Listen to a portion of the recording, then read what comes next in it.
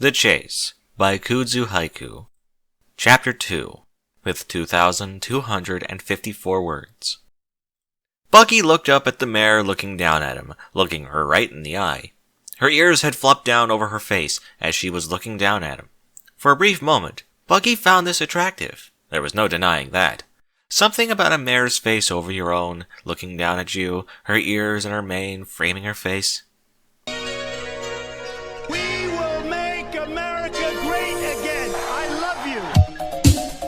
Accused Bucky. You ran, replied Derpy. You tried to crush me, grunted Bucky. I was trying to thank you, explained Derpy. You nearly broke my bones, Bucky shouted. I was trying to show you my appreciation, Derpy shouted back. By breaking my bones? Bucky replied. No, not that, said Derpy in wounded tones. I really wanted to say thank you for being kind, explained Derpy.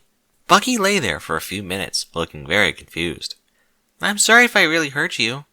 I just wanted to say thank you, said Derpy sadly, her features now downcast. You could have just said so, muttered Bucky. But I did say so, replied Derpy, now looking like she was on the verge of tears. Snarked Bucky. Nothing made sense. We Pegasi think words are meaningless, and we rely on physical action, explained Derpy, one tear sliding down her muzzle and then landing on Bucky's muzzle. Nothing made sense. As the tears splashed on his muzzle, two things happened. Nothing made sense. Bucky suffered a painful epiphany, and he suddenly felt like a wagon full of horse apples. Nothing made sense. I didn't know, said Bucky softly. Look, please don't cry. Usually when I say thank you, I just use words. We unicorns pride ourselves on our ability to converse. Physicality is shunned in favor of intellectual pursuits. I didn't know how you communicated or that you used visual expression in place of verbal. I guess we had a moment as a unicorn and a Pegasus. Nothing made sense, explained Bucky. He reached up gently and wiped Derpy's face with a fetlock. Nothing made sense. And then Derpy saw it again. That look she had seen earlier in Bucky's eyes. She sniffled, feeling his fetlock on her muzzle, her eyes still stinging with tears. The long-winded unicorn seemed genuinely sorry, and Derpy felt confused and unsettled by all the words. Words seemed awkward, and she really didn't understand what was being said. Nothing made sense. Is she actually retarded? Nothing made sense. Bucky suffered a second painful epiphany as he stared up at the gray mare. She was confused, hurt, and suffering, having opened her heart up to him, explaining to him exactly how she communicated and how she felt, and Bucky had ignored all of it. Instead, he had gone off on a long-winded explanation of his actions, using words, leaving the poor mare even more confused and hurt. Bucky suddenly had a flash of memory from when he was in Celestia's school for gifted unicorns, and had pulled on a filly's mane, and Celestia had personally raked him over the coals. He could almost hear her voice lecturing him right now. He winced, embarrassed from the painful memory and his current situation. There was only one thing he could do. He took a deep breath and tried to prepare himself for what had happened. Nothing made sense. He grappled Derpy around her barrel, pulling her in for a hug, squeezing as hard as his fatigued legs would allow, and then finding it within himself to squeeze just a little more. He saw Derpy's eyes close and her muzzle scrunch. Nothing made sense. He couldn't help but notice how soft and warm she was against him. Pegasi pelts were different, thicker, made for insulation at high altitudes and water resistance. Nothing made sense. That's as hard as I can squeeze. I'm sorry, said Bucky, apologizing. Bucky's breath shot out of his body with a whistling wheeze as suddenly he was squeezed back. He could hear his bones creaking and popping. I accept, said Derpy, her eyes still closed, smushing the unicorn beneath her. After a few moments, she let go and got back up on her hooves. Nothing made sense. How can I make it up to you? Asked Bucky. You just did, replied Derpy. A hug makes it better? Asked Bucky. Well, yeah, answered Derpy. This is riveting fucking dialogue. You hugged me and you meant it, right? She added. Yes, but usually there's some kind of required gesture to go along with an apology, explained Bucky, still laying on his back in the dirt. There is, asked Derpy. Yes, usually some action is taken, some thoughtful and considerate action, showing that you actually feel bad about what you've done and have a desire to recompense for your actions, offered Bucky. A hug does that without all the silly words, Derpy retorted. Simpler, too. Everything you said sounds complicated. I suppose it does, conceded Bucky. Derpy smiled. You're a nice pony, said Derpy. Bucky slowly got up on his hooves, dusting himself off. Derpy helped him, brushing him with her wing. Her ticklish touch caused him to shiver strangely. Will you allow me to still try to make this up to you? Asked Bucky. Nothing made sense. Okay, agreed Derpy, now smiling. So what do we do? She asked. I don't know, admitted Bucky, still trying to orient himself. It occurs to me there are a lot of problems happen because the tribes still don't know how to talk to one another, said Bucky, thinking out loud. Derpy looked thoughtful, her muzzle scrunched, chewing on her own lip. I thought you were hunting me, Bucky confessed. Nothing made sense. Nothing made sense. Nothing made sense. I was hunting you, but I thought you wanted to be hunted, replied Derpy. We Pegasi chase one another. You gave all of the signs, Derpy added. Nothing made sense. I did? Asked Bucky, genuinely puzzled. This make no fucking sense. You touched my cheek, gave me a sweet look, and then you ran. You touched me. You touched me and I thought that you meant you liked me. I thought it was an invitation. I was a little confused, Derpy explained. And you looked me right in the eye. Hardly any pony ever looks me in the eye anymore. So when you ran, I wasn't sure if you were being snobby or if you actually wanted me to chase you. So I chased you, Derpy finished. You lifted me into the air. It scared me. I thought you were going to fly away with me so I couldn't escape. I'm actually curious to understand what you meant by that, said Bucky. Carrying some pony in flight is how we build trust. I wanted to show you that I liked you, that you could trust me. I had you safe and secure, and I would have never dropped you or allowed harm to come to you, explained Derpy. Bucky slumped. I thought I meant something else. I thought you were... You know what? Never mind what I thought. I was flat out wrong, and all these words just feel stupid now. Nothing made sense. Grumbled Bucky. Derpy smiled and snoot bumped Bucky gently. I was probably wrong about a lot of things, confessed Bucky. So when are you two gonna do something? All this talking is boring, cried Rainbow Dash, sitting on a low-hanging cloud and looking impatient. Nothing made sense. There should be a chase or something. Some pony needs to be chasing some pony else. All this sappy stuff is painful to look and listen to, exclaimed Rainbow Dash. Derpy gently reached up and touched Bucky's face, rubbing her fetlock against his cheek. This is a Pegasus invitation, she explained, and then she turned tail and ran away, her wings folded securely against her body.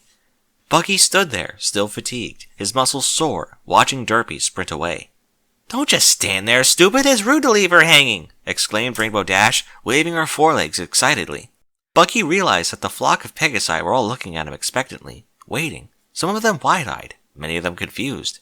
Bucky heaved a sigh and trotted after Derpy, his sides still aching from his long run and being squeezed nearly to death.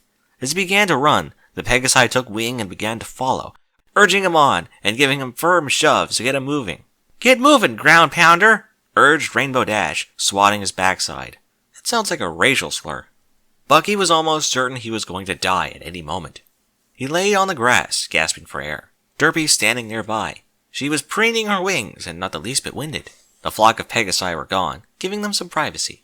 Bucky knew it had to be the oxygen deprivation, but for a moment, Derpy looked exceptionally beautiful, standing in profile, one long primary feather slowly sliding through her lips, her eyes narrowed in concentration. Oxygen deprivation and pheromones. Biology conspired mercilessly against poor Bucky. No pony has chased me in a long time, Derpy confessed, letting go of her wing feathers as she spoke. It feels nice being chased, she added. Derpy slowly walked over to Bucky, who was laying on his side, smiling at him shyly. I really hope we can chase one another again, said Derpy, in quiet but hopeful voice. Bucky nodded, unable to speak. You're not in very good shape, Derpy remarked. Bucky shook his head no. I can help you exercise, exclaimed Derpy. We can keep chasing each other. The thought pained Bucky to no end, but he said nothing, having already done enough harm to the poor mare. I was in love with a unicorn once, Derpy said sadly. He gave me what I thought were all the right signs. I thought he loved me. He wined and dined with me and said such sweet unicorn words to me. He wrote me poetry that I didn't understand. But what got me going was that he touched me in all the right ways. He knew how to speak Pegasus. Bucky felt a sharp stabbing pain in his barrel. He couldn't tell if it was from running or Derpy's words. He left me high and dry, and all I have of him is Dinky, Derpy finished, now looking at Bucky, one eye closed so she could study him with a good focused eye. I saw something in your eyes that made me like you, she confessed. I don't want to hurt you, wheezed Bucky. I know. That makes this a little easier, knowing you don't speak Pegasus, answered Derpy, now moving closer to Bucky. Do you want to have dinner? Bucky asked bluntly. My foals will be out of school soon. I need to be home with them, replied Derpy. Another time, then. Please let me make this up to you. No strings attached. I just want to do something nice, Bucky offered. It doesn't bother you that I have foals? Derpy asked. It doesn't bother you that I am a jerk? Bucky replied. There was a misunderstanding, said Derpy patiently. So then I have a chance to make it up to you? Bucky asked. Maybe, but if you want me, you're going to have to chase me a bit more, Derpy giggled, spreading her wings and then flying away. Bucky waved as she left, and then he lay there upon the ground, feeling thoughtful. She was giving him a chance to make things up, which was really very surprising in light of the revelation she had been hurt before. Bucky felt a pang of worry, suddenly even more guilty about hurting her. She seemed so sweet and harmless now that he understood her intentions. She didn't seem very brutish at all. In fact, if anything, she seemed fragile. The thought scared Bucky, filling his mind with worry. Now he felt like the brute. He'd been careless and acted thoughtlessly, seeing the world only through unicorn eyes, forgetting that he was also a pony. Nothing made sense. This bothered Bucky. Things had to make sense or else the world fell apart. Unicorns had an innate need to understand everything. The wall-eyed mare had turned the entire world upside down. As Derpy flew home, she felt conflicted, torn between fear and hope. She hated to admit it, but she was lonely. While some of the Pegasi were friendly enough towards her, no pony wanted to chase her in some sort of meaningful way. Her eyes made her an undesirable target as a mate. Pegasi needed good eyes. Derpy understood the reservations, but she resented their rejection. Things had started out rough with Bucky, but she held on to her observation. What she had seen several times now, flashed in his eyes, and the way he had behaved after some level of understanding had been achieved. Most of all, he had looked her in the eyes several times and hadn't turned away. It made her heart race just thinking about it. Even Dinky's father had trouble beating her gaze, but used it as a chance to apologize and say pretty words, trying to soothe her injured feelings. Derpy felt confused and unsure. What she needed was some extra squeezy hugs from her foals and some time spent in a bubble bath so she could think about everything she had observed. Maybe even some time in the bubble bath with Dinky and a rubber ducky. One thing was clear in all of this muddled mess. The invitation to chase had been accepted. Nothing made sense. Nothing made sense. Nothing made sense. Nothing made sense. Oh, fucking...